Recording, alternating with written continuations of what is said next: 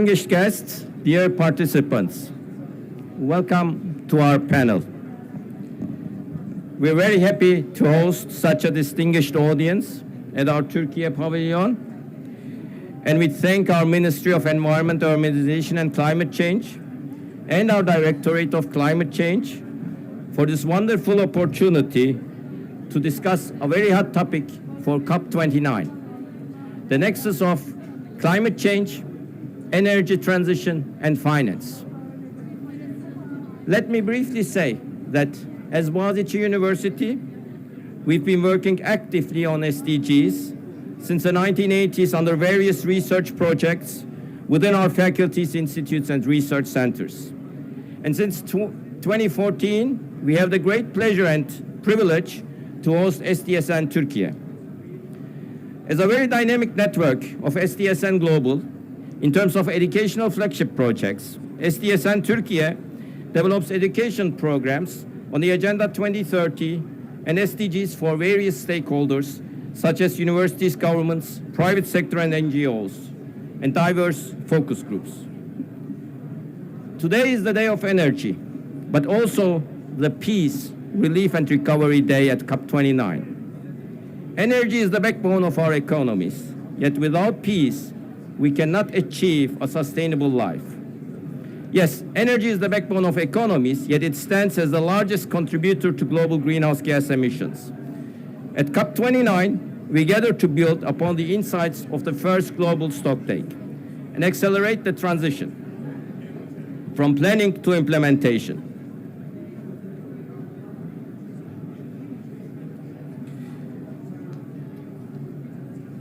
For Turkey, Azerbaijan, and Russia, three influential nations in the Black Sea region, our interdependencies in energy, trade, and finance present a unique opportunity to collaborate also for climate action. Climate action and peace are intrinsically linked. Day by day, we witness the intensification of climate events, and we see exacerbation of conflicts causing human insecurity, forced migration, and disproportionately impacting vulnerable populations, especially in developing and lower-income nations. The Black Sea region's stability hinges on our ability to align our energy policies with peace-building efforts. By leveraging our shared resources and expertise, we can lead the way in developing innovative solutions that peacefully align our ecologic, social, and economic targets with climate action, demonstrating that cooperation and sustainability are not mutually exclusive, but rather mutually reinforcing. Without peace, we can neither sustain our lives nor achieve our goals. So today we want to focus on clean energy transition, keeping in mind the importance of peace in our region. The World Energy Outlook 2024 report published on October 16 this year underlines that today's policy settings put the world on course for a rise in global temperature of 2.4 degrees by the end of the century. The report basically argues that the Paris Agreement's 1.5 degree target is difficult to achieve. A recent report by the World Meteorological Organization states that there is an 80% probability that the average global temperature rise will temporarily exceed 1.5 degrees for at least one of the next 5 years. Today, we are living the consequences of extreme weather events in our hometowns. As IPCC reports underline, we are witnessing serious threats to our survival, so we need to transform in a smart way our energy systems. While doing so, we also need to ensure the peace and provide the energy security needed for the continuity of our ecologic, social, and economic systems. Regional collaboration is essential and entails a great potential of win-win strategies with economic benefits. Achieving a sustainable transformation in energy necessitates harnessing the region's strengths, our deep-rooted partnerships and shared ambitions to build a future where prosperity and environmental stewardship go hand in hand. Therefore, in this panel, we want to collaborate on the sustainable transformation of the energy sector in the Black Sea region. Let me briefly introduce our panelists. Professor Jeffrey Sachs, UNSDSN President. Professor Vilayet Valiyev, Rector of Azerbaijan Technical University. Ms. Seçil Kızılkaya Yıldız, Executive Vice President of the Development Investment Bank of Turkey. Mr. Vadim Titov, Director General of Rosatom International Network. We thank all our panelists for being with us today. The panel discussion will be conducted in 2 rounds, where I urge each panelist to remain within 5 minutes to share his or her insights on it and expertise on the question. Let me start with Professor Jeffrey Sachs.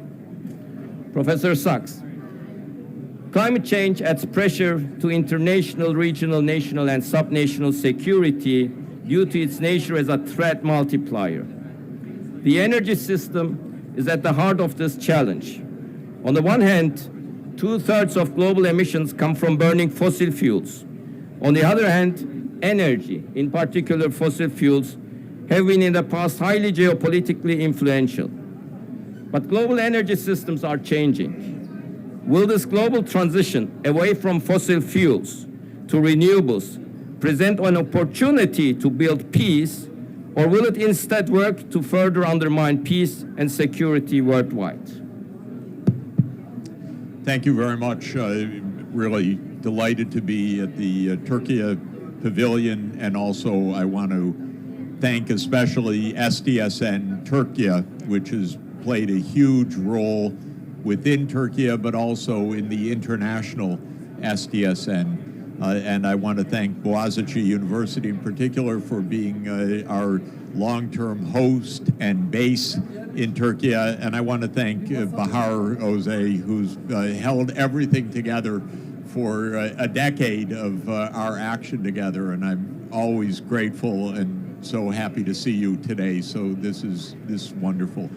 Let me first remind everybody that when the Sustainable Development Goals were adopted in 2015, there was a very important sentence in the Agenda 2030. It said there is no sustainable development without peace, and there is no peace without sustainable development.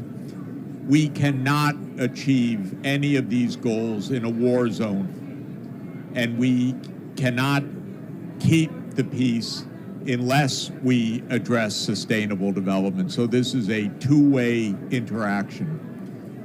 Türkiye finds itself in a very complicated situation right now. There is a war raging, of course, in the Black Sea region in Ukraine, and there is a war raging nearby in the Middle East. My own view is that these wars can and need to be stopped immediately, and that it's quite clear, actually, how to stop them.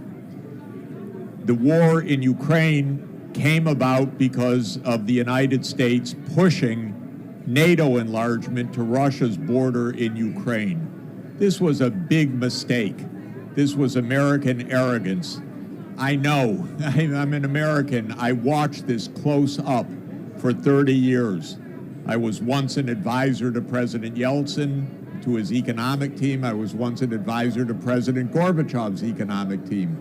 The United States promised in 1990 no NATO enlargement, and then they cheated. And this is why we have the war, unfortunately. I'm counting, hoping that President Trump picks up the phone and says to President Putin, we'll stop the NATO enlargement, let's stop the war. It's possible. I hope the Americans get it at this point. Let's just say the outgoing administration did not get it, but they should have. I told them many times, and I'm hoping that the new administration gets it. It's very important. And Türkiye, by the way, played a very important role in mediation in March 2022, and it showed how to make peace based on Ukraine's neutrality. And then the United States stopped the peace. And this is the big mistake. When it comes to the war in the Middle East, it's actually equally straightforward. There needs to be a state of Palestine alongside the state of Israel. And the borders are even known. The borders are the borders of the 4th of June, 1967. That's international law. That's what the International Court of Justice said. And this is absolutely achievable. We're one veto away from it. Again, the United States is the sole blockage of this being done. Israel doesn't have a veto over that. Israel cannot veto a state of Palestine. The United States literally did last spring when it came before the Security Council, and the United States said no. So I'm hoping that Turkey, the Organization of Islamic Cooperation, Iran, the Kingdom of Saudi Arabia, Egypt, the Arab League, that everybody tells Mr. Trump, it's easy. You want to win a Nobel Peace Prize? Stop your veto. And then there will be a Palestinian state, there will be 2 states, there will be peace, and we can get on with our lives.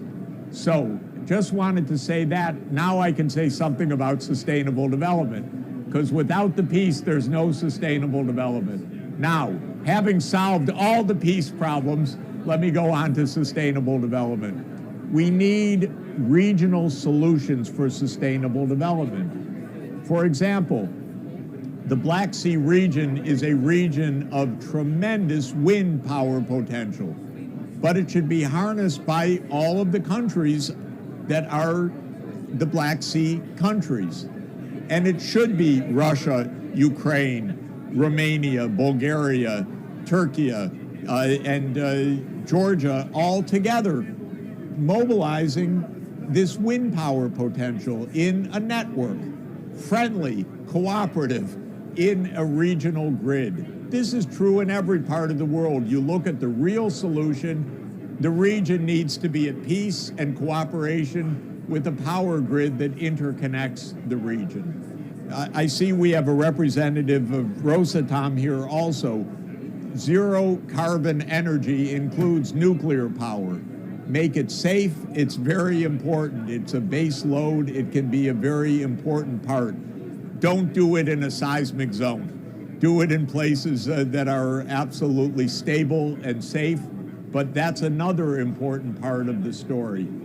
Every region should make a plan, and every region is supposed to have every country is supposed to put forward a plan next year for the new nationally determined contribution.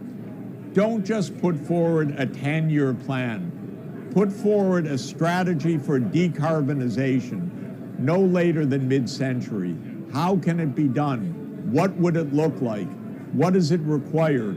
And then we can solve all the practical problems, how it can be financed, who's going to build it. But believe me, it's good economics, it's good energy policy, and it's vital for your countries and vital for the world to do it. There are lots of partners also that can add to this. China, as one of the core members of the BRICS, and a country with a lot of good technology, also is a natural partner. By the way, together with China and Russia, Turkey has applied to become a BRICS member. This is an excellent idea. This is really good for business, good for politics, good for geopolitics, good for the world. So I'm hoping that that happens as well. Thank you very much. Thank you very much.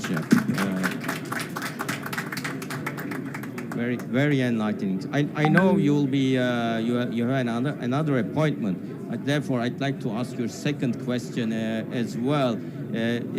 You had this political overview very well summarized. Excellent wrap up. And you also presented the solutions. Wonderful. I hope this will happen. Peace and sustainability hand in hand. So I'm going to turn to the academic angle. Yes.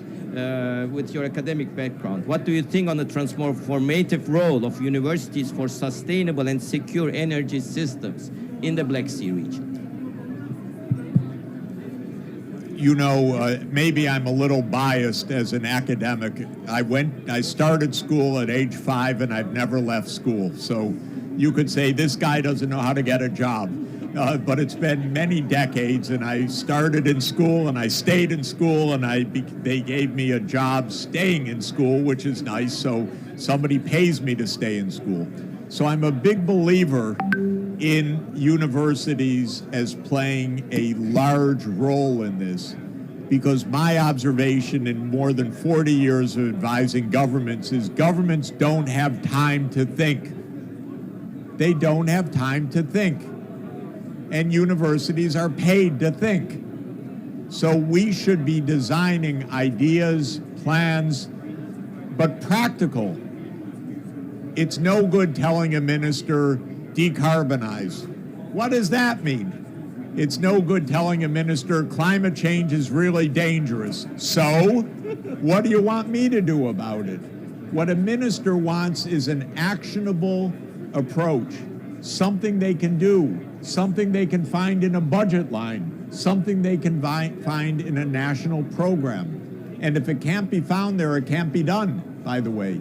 So governments operate according to certain principles. They have budgets, they have ways of doing things. Sometimes that can be changed, but often we can find solutions within those ministries, those modalities, that approach. Universities should be providing ideas, what to do. When it comes to the Black Sea, there is the Black Sea University Network, BSUN. There is SDSN Black Sea. It's almost the same group. The point is, we have a network of universities. As academics, we naturally talk to each other. We don't say, oh, you're on the other side of the geopolitical divide. That's nonsense for academics. Except sometimes our administrators say, oh, you can't, I wasn't allowed to go to Russia recently. Too complicated. You'll be sanctioned. U.S. says this. Come on. Ridiculous for us. We need to be cooperating across all of these boundaries. And we have friends and colleagues and students and teachers across all of these boundaries. So what I recommend is that the Black Sea universities get together and say, let's have what is our plan? What's our plan for developing wind power in the region? What's our plan more generally for connecting the grid together? Don't let the war stop you from thinking there's going to be peace soon. There will be. This is too stupid to go on. It's too deadly to go on. It's awful. And there's no reason for it. It's unimaginable, actually. If the United States would keep its nose out of other people's businesses, we'd have a lot fewer wars, actually. It's going to happen. It's tiring for the American people, believe me. We don't like any of this. So think peace and think solutions, think practically, and get the ministers around the table and present your plans to them. Let them ask questions, and then present improved plans to them. But the universities can really put forward strategies that can be adopted by governments, and the universities can also bring together countries. I ask sometimes a government, you know, I'm a university network, we're working with another country you don't like. No, that's fine. Do it, because we might not be able to do it, but you can do it, so please do it. So this is actually practically very important. Thank you very much, Jeff. It's always great pleasure listening to you. So I know you have to rush for another meeting. As an appreciation for your talk, I have a little.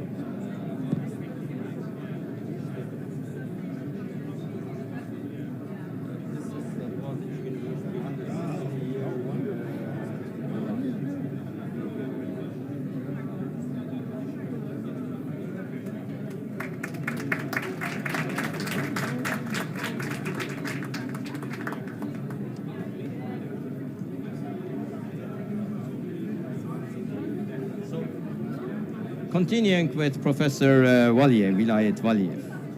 Now, Rector Valiyev, considering your extensive experience in the economics of energy sector operations and strategic planning, what key strategies would you recommend for enhancing regional cooperation in the Black Sea region among countries to facilitate a smooth transition to clean energy while simultaneously strengthening economic and diplomatic ties? Thank you very much, Gökhan Bey, distinguished event participants.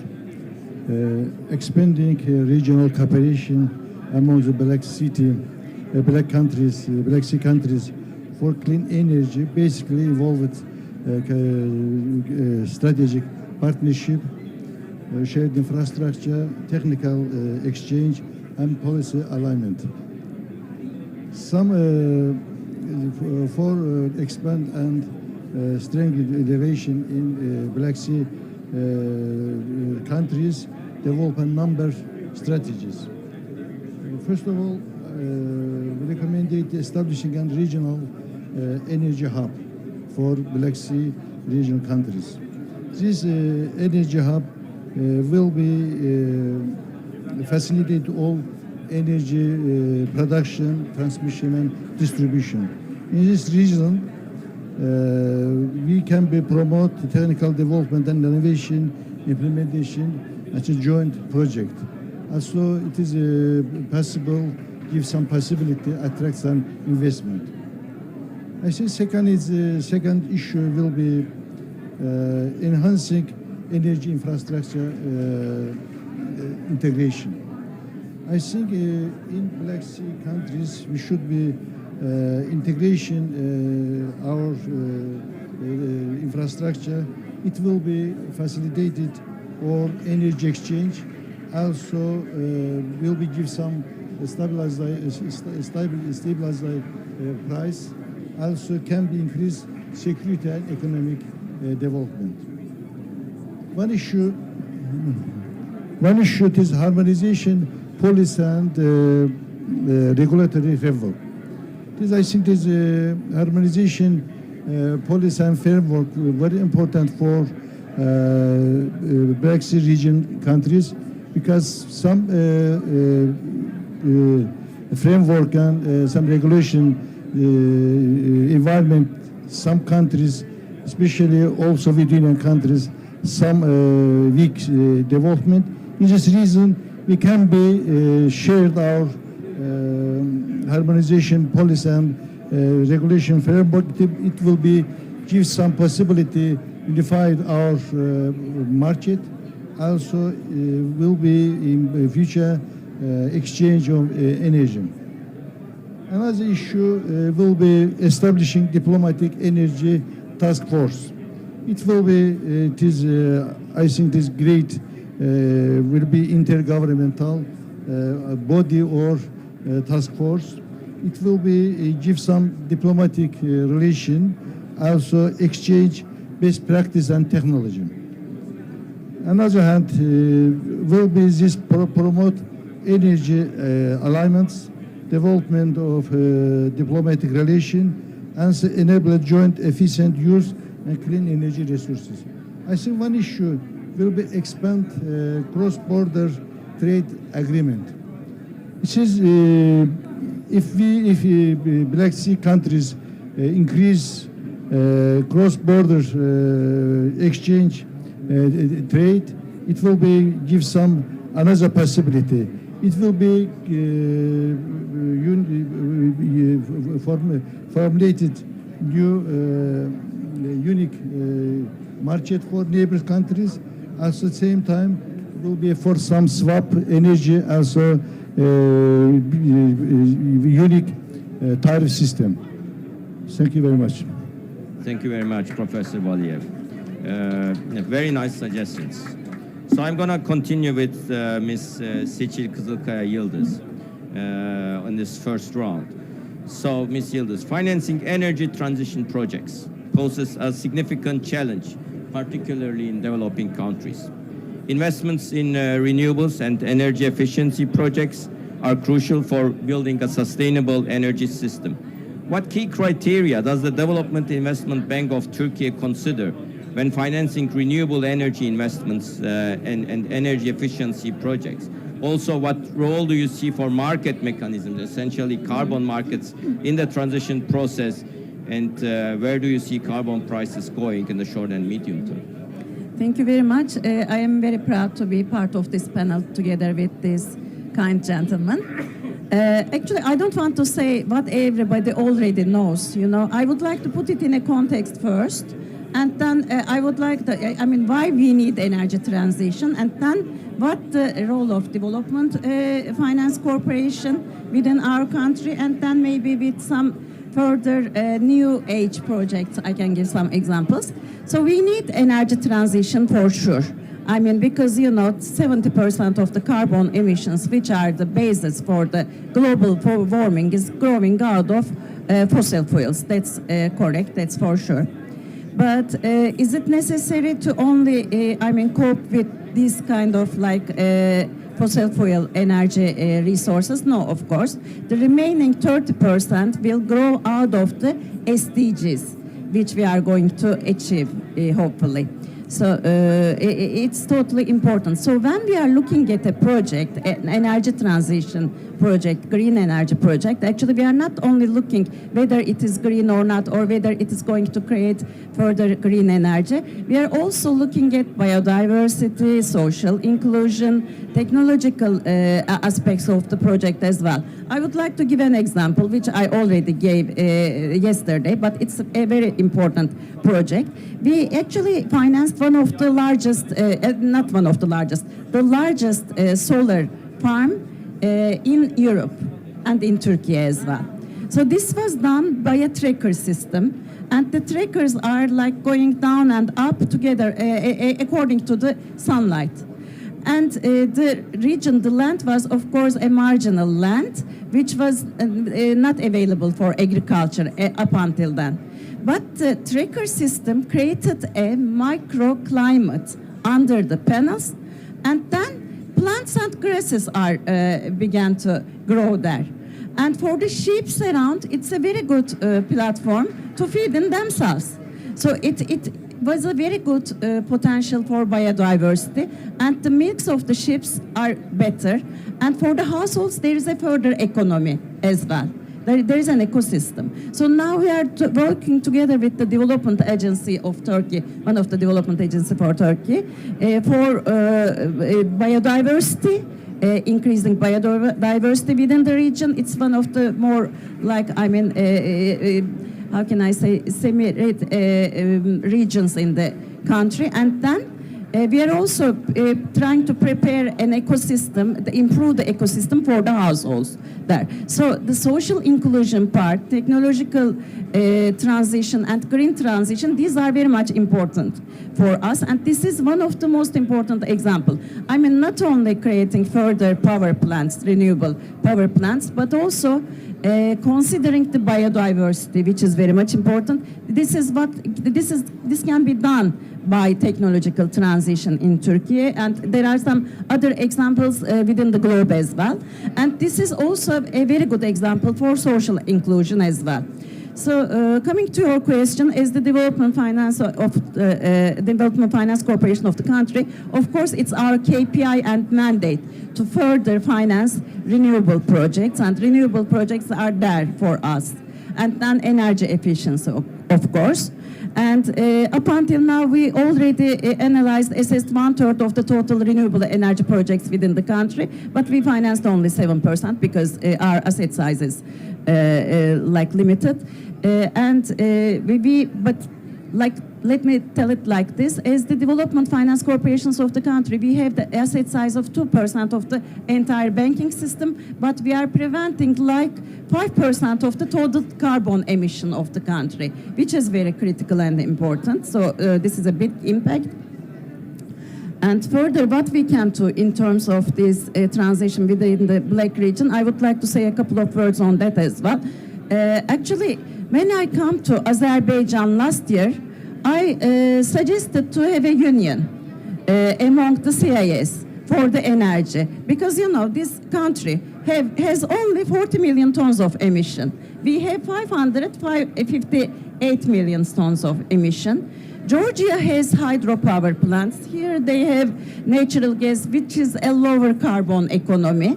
So we can all be a union, I said, and it was very much promoted at that time, but I was not aware of the unions among the globe at that time. 2 weeks ago, I went to Denmark, and I heard that there is a union in the Nordic countries. They are exporting all resources among themselves, so that they can create there is a supply security on the energy in the Nordic countries, which is very much important for the Black Sea region as well. I think we need to further consider on that. I fully agree with Jeffrey on the roles of universities. Actually, maybe universities can work on it so that we can all countries have very ambitious net zero targets. It's not possible to only reach them through the renewable transition, but we need to, as I mentioned, we need to have this SDGs possible. But of course, we need some further unions because, you know, I will give the last example and I will finish the first round. Actually, yeah, we are working on the renewable resources. We are going to create further. Turkish energy plan is on its way as well as the country. The other countries have their plans as well. But the population is growing in the world. It will double within the next 20 years, 20 to 25 years. And unfortunately, there is no water, for example, in the sub-Sahara region, right? The people will not stay there if there is no water there. They will come there. So the population will double. We need further renewable energy projects, okay? We need energy efficiency, okay? But we also need this kind of unions for the energy security in this region. And the last thing I learned from UN 3 weeks ago, this is what we discussed among us. Actually, renewable energy is important, energy efficiency is important, but we need to further discuss sufficiency. Sufficiency means, do we need, for example, houses like 120 square meters, or do we need less for the upcoming years? You know, I mean, people are like immigrating to the northern part of the world. Of course, we have some plans for renewable energy efficiency, but it's limited. It will not be enough. So we need some further solutions, new age solutions, products, and we need to unite our resources. Thank you very much, Ms. Kızılkaya Yıldız. Very good points. The union offer is indeed very important. There's a great synergy potential there. The only thing I think the only issue that needs to be worked on, the link between universities and policy university link, that is still missing. So I'm going to continue with Mr. Titov, Vadim Titov. So, Mr. Titov, Turkey, in addition to ambitious renewable targets, has endorsed the declaration to triple global nuclear energy capacity by 2050 and aims to add 20 gigawatt of nuclear capacity to its energy mix by then. So where does nuclear energy stand in comparison to renewables? And in general, when looking at innovations and technologies in global energy markets from the angle of nuclear power, what trends are currently prevailing in this direction? Thank you very much. Dear colleagues, for me, thank you first of all having me here on a Türkiye Pavilion on such interesting discussion. First of all, honestly, Professor Sachs raised several arguments about the nuclear. I can just repeat a couple of them and just maybe give you some examples how nuclear can help to organize our future energy mix on a very sustainable and a green way. And especially, this is very important that we're discussing the nuclear here on a COP conference, because previously, a couple of years ago, even before, nuclear was not in the agenda of the COP conference. First time when the nuclear raised as an appropriate source for the future green energy mix, it was the last COP meeting in Dubai. And it was a huge step forward to promote nuclear as an important part of the future energy mix, especially, you know, having this initiative supported by many countries and companies to triple nuclear up to 2060, which is a very ambitious goal, but obvious for all of us that without the nuclear, to organize our future energy mix as a stable, reliable, and a green source of the energy, mostly not possible. Why it's so? First of all, the reality is that the nuclear probably one of the cleanest source of the energy in terms of CO2 emission. Our calculations show us, by the way, we do not believe that there is any contradiction or competition or whatever between nuclear and renewables. In Rosatom State Corporation, of course, we're operating the nuclear power plant, we're constructing the nuclear power plant, but also with we have a huge wind power business. We are the biggest Russian wind power utility. So in one company, Rosatom State Corporation, yeah, we have our wind division. We are constructing wind power plant in Russia. Now we have even a project abroad. So totally now we're operating more than 1 gigawatt wind power capacity. So it shows that from our point of view, renewables and nuclear, they are very much familiar with each other, and using the renewables and nuclear as a source of energy, we can organize the sustainable and predictable energy source for the future. So why nuclear is important? First of all, nuclear, as I told, very important in terms of CO2 reduction, CO2 emission reduction. Secondly, when we're talking about the sustainability, the source of energy and the ecological aspect of the energy production is important. But from the sustainability point of view, also important is access to the energy, because the millions and millions now living without the access to any energy source in many countries. And our task is to provide, basic load for such purposes. And being a basic load solution, nuclear power plant can produce electricity 24 hours, 365 days per year. So this is a great solution for the basic load. And here, the nuclear is an important source for the economical development, because when you're developing the industry, you need the stable source of energy. You cannot, expect that tomorrow gonna be wind weather and wind electricity will be more than other day when there is no wind, etc. You need stable source. And last but not least, about the nuclear definitely the very important milestone for the industry development. Because when you're constructing nuclear power plant, you need to find appropriate industrial solutions. When you're operating the nuclear power plant, you're providing the important source of energy for the industrial players.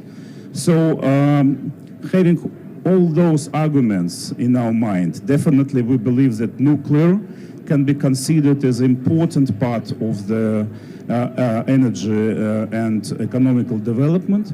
And here also nuclear important story when we're talking about the technological development, because, for example, now we have in the product line of Rosatom not only the large-scale NPP like 1.2 gigawatt. We're developing the small nuclear modular reactor, which is a very promising solution for the energy system, isolated energy system, for the energy system without the well-developed grid, etc. And you can see now even that we have a solution when we can put the nuclear power plant on the barge, and it can be a floating nuclear power plant. So you can bring the nuclear energy any place which has the shore. And the first unique nuclear power plant, floating small modular reactor nuclear power plant, now under operation in Russia, on the very north part of Russia. And it shows that the nuclear technological development also can bring the new solutions for the people from all over the world. Thank you. Thank you. Thank you very much. So I'm going to go continue with the second tour of questions. We keep it limited in time, though, maybe 2-3 minutes. Professor Valiev, so I'm going to ask you about impactful research projects and best practices for promoting renewable energy and energy efficiency in the Black Sea region, how these initiatives contribute to sustainable development and regional cooperation. Maybe you have examples you would like to present. Just I will list it about some issue, because some practices. Because first of all, I think this Black Sea countries should be assessment of renewable energy potential, also preparation any distribution map. It is also we have some good practice we called ENGER project. It is covered by Bulgaria, Turkey, and Romania renewable energy roadmap. Also, this according to the roadmap, preparing distribution map for solar, wind, and geothermal energy in this country. Second issue will be coordination of regional energy institute or with Black Sea countries. It will be create some unique database. It's very important for future. In this regard, we have some good example, some Black Sea Coordination project. It is funded by European Union. It is Horizon 2020. Also, one is issue because in future will be recycling is very important for this country. Will be circular economy research practice for energy production. In this regard, we have some good example in Turkey, also other European countries. Last one will be implementation of regional certification program for workforce training in future. Some good example in here, Türkiye YEKA, Renewable Energy Resources Zone project. It will benefit. This all issue serve this in future development SDGs. Thank you very much. Thank you very much. So I'm going to turn to Ms. Kızılkaya Yıldız. Actually, I'd like to ask about how investments should be structured to support Turkey's goal, and if Turkey can play an accelerating role in the region's energy transition, but also given the new target, like from 80 gigawatt to 120 gigawatt, expanding renewable capacity. Previous target was 80 by 2035. Now it's increased to 120 gigawatt wind and solar capacity. So the implications of this new target on climate finance from the finance sector, this would be also interesting to learn.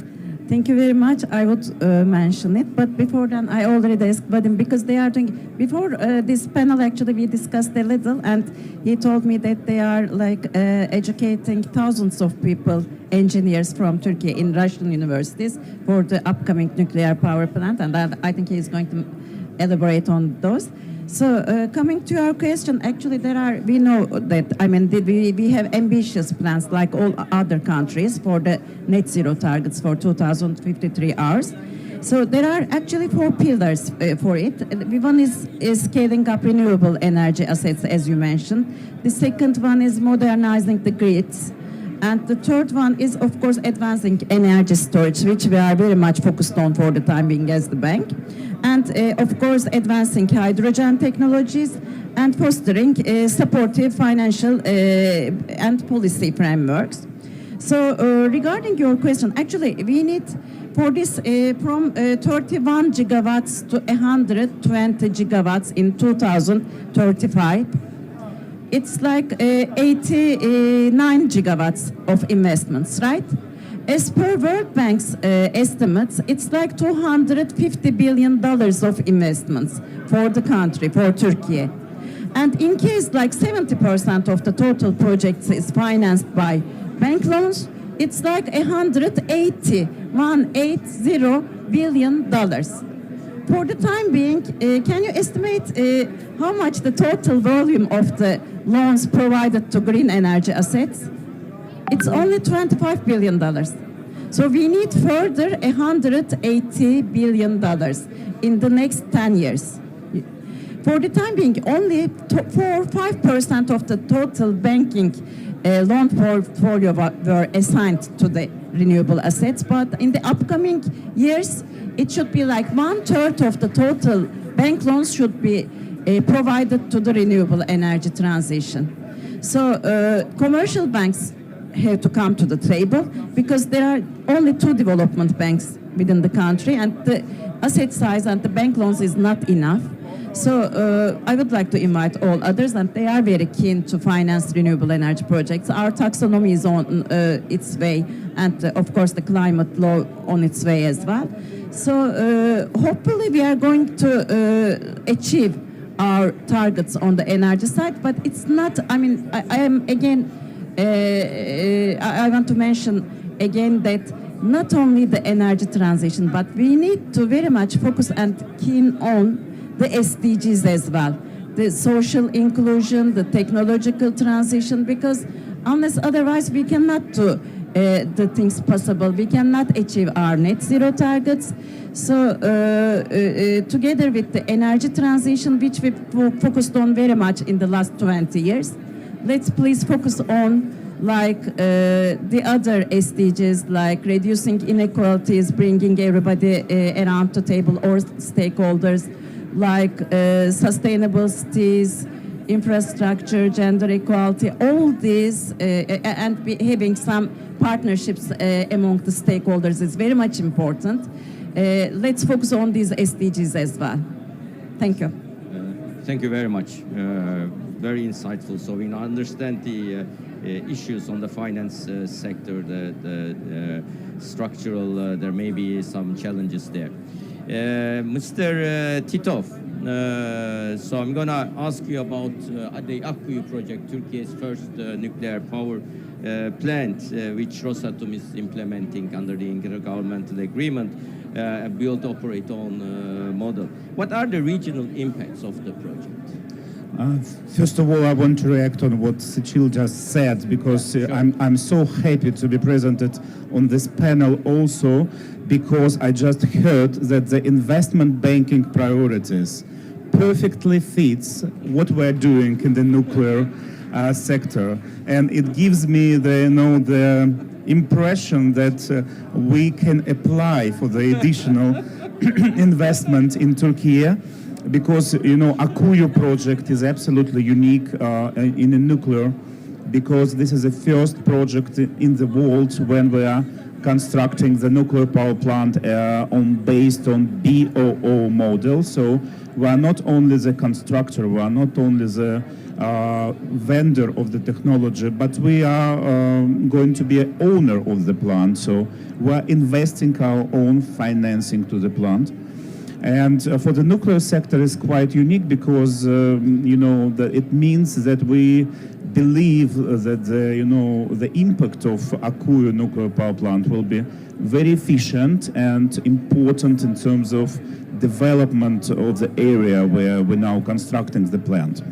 And of course, we are very proud and honored to be a partner for Turkey to develop the nuclear energy, because the nuclear energy is not only the source of the energy. Akkuyu will provide 10% of green electricity for all country, but except the energy, nuclear is industrial development, local development, and what is the most important, the human development.